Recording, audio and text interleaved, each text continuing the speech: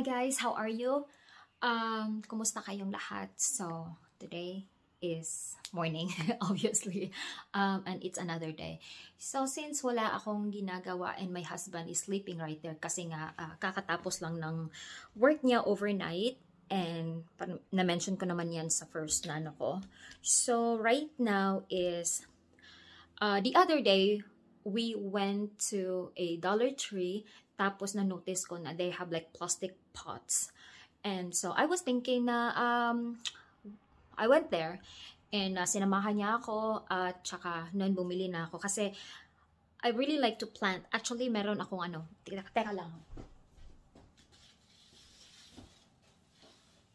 Papakita ko sa inyo. Ayan. So, other than magtanim ako ng mga flowers, I can do that during the summer. But since I got this, and so that's why na kumuha ko ng pots. So I'm very excited kasi I asked him if there is a soil that I can use. Kasi yung soil nandun malapit sa barn namin is medyo siya sandy, parang sand. So sabi niya meron kaming spot na nilagay niya doon. So I'm very excited. So my pots is out there. So babalik ko lang to.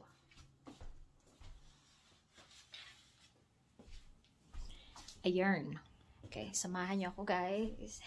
I'm just like holding my tripod right now. Nandun kasi yung phone ko. Ayan. So, eto guys. Eto yung meron akong dalawang pots na nilagay sa labas kasi sabi ko, mag-vlog na lang kaya ako while digging soil outside. Medyo malamig siya. Chill. But, ayan. Close natin yan. Eto. See.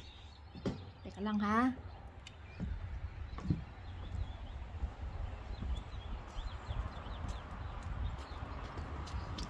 Lagay natin yan. That's it. Ayan.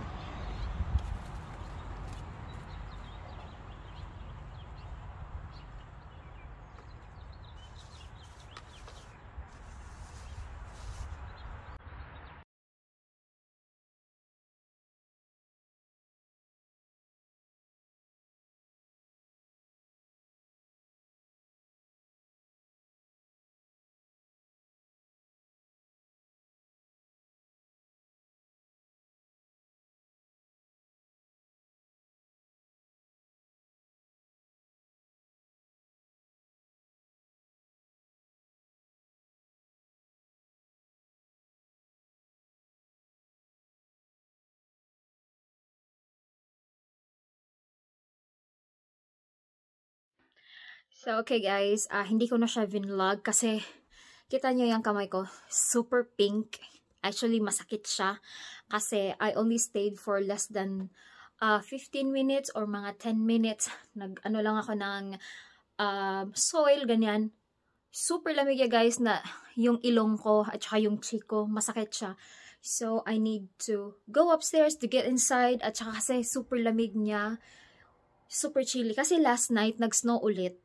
And then the next morning, nawala na naman siya. So, yung husband ko sabi niya, well, expect the unexpected kasi nangyayari talaga yan dito sa Michigan. So, siguro adjustment lang. And I'm still into that. And siguro mamaya itatransfer ko siya sa deck. But right now, pa kasi siya, medyo masakit sa at I need to prepare also kasi may pupuntahan kami today sa kanyang business partner. At ayun. So, okay guys, wala lang. Na-share ko lang sa inyo yung kung anong mga ginagawa ko. And I hope you're doing well.